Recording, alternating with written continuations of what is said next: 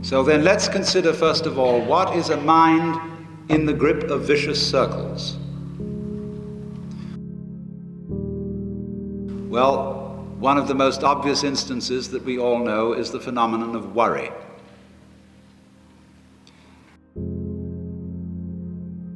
The doctor tells you that you have to have an operation. And that has been set up so that automatically everybody worries about it. But since worrying takes away your appetite and your sleep, it's not good for you. So the doctor tells you not to worry because he wants you on the operating table in a state of good health, well rested, etc. But you can't stop worrying, and therefore you get additionally worried that you are worrying, and therefore will not be in the right shape to be on the operating table. And then, furthermore, because that is quite absurd, and you are mad at yourself because you do it, you are worried because you worry because you worry. That is a vicious circle. Another form of vicious circle is when a person is convinced that they ought to be unselfish, and are so convinced for selfish reasons. I would like to think of myself as an unselfish person, because that's the sort of person I'm supposed to be. So therefore I have a selfish reason for wanting to be unselfish, and because of that, no amount of effort will ever succeed in making me unselfish, but will only succeed in sending me around in circles. I'll be proud that I'm humble, etc. That is chitta vritti, turnings of the mind, see? So now, yoga is initially stopping that. Can you allow your mind to be quiet? Isn't it difficult? Because the mind seems to be like a monkey, jumping up and down and jabbering all the time. Once you've learned to think, you can't stop. And an enormous number of people devote their lives to keeping their minds busy and feel extremely uncomfortable with silence.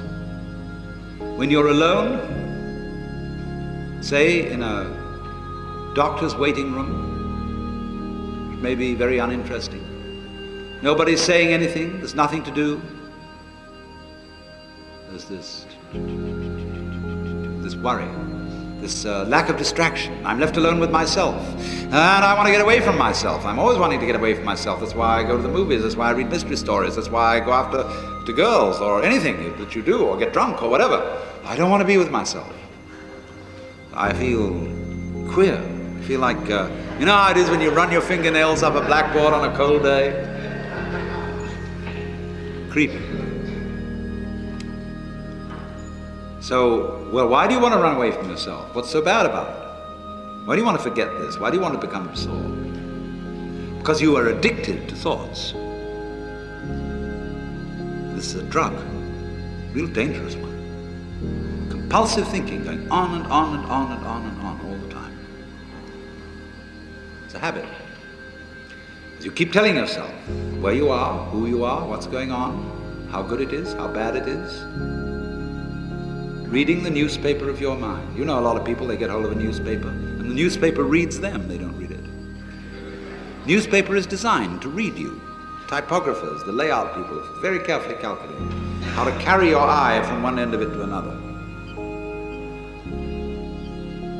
So there's a difficulty about stopping that activity. And you really have to stop it if you want to be sane.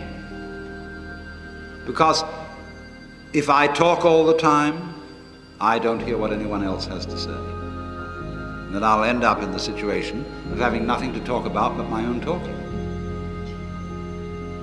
Or so in exactly the same way, if I think all the time, I won't have anything to think about except thoughts. And that's the academic fallacy. See, when you add books to the library, a great many of the books that are added to the library are books about books. They're not necessarily books about life. Some of them are. But most of the books, especially PhD dissertations, are books about books about books about books. And that doesn't really get us very far. So in order to have something to think about, there are times when you simply must stop thinking. You can learn later on in yoga how to be in the state of samadhi and think at the same time. But first of all, you have to learn how to stop thinking. Well, how do you do that?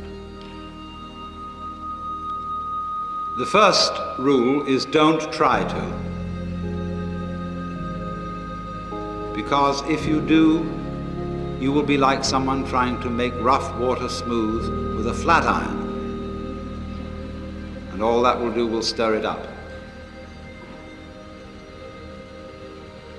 So in the same way as a muddy, turbulent pool quiets itself when left alone, you have to know how to leave your mind alone.